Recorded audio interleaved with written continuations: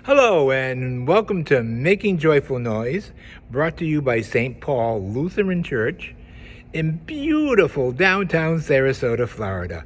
My name is John Ferreira. I am the Director of Music Ministries and organist at the church. I want to talk to you today about the postlude that I'll be playing on October 17th. As soon as you hear it, you're going to say, "Oops, John got the wrong season."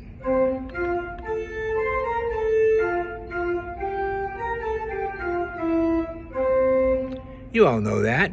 Let All Things Now Living, a song of thanksgiving.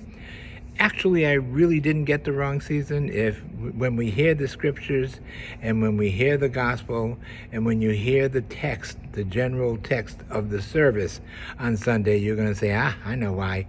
That second verse, it talks about the stars that are in their order, the sun, the hills, the mountains, the rivers, the fountains, and the fountains, yes, and the ocean. These are all God's creations. That's why I chose it, because it fits what's going on. It was written by a woman whose name was Catherine K. Davis.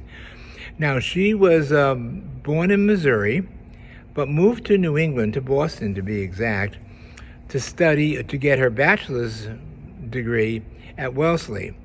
And then after she did that, she went to the New England Conservatory of Music, which in New England is the music school to go to. It's a conservatory, which means you choose an instrument, you study it, and you practice it, along with other academic studies. But it's mainly a conservatory. She accounts for about 100 hymns or so that became popular, but it kind of dropped off a little bit. One of the pieces that she became very famous for was a piece that we know at Christmas time called The Little Drummer Boy. But back then when she wrote it, it was called Carol of the Drums. And it was made famous by the Von Trapp family on a recording, but really hit the charts when this guy named Bing Crosby and David Bowie, they did a duet in 1977 of it, and it took that song and brought it right to the top. Now, as I said, we're going to be listening to this music, and the name of that tune is The Ash Grove. It's an old Welsh melody. It's not.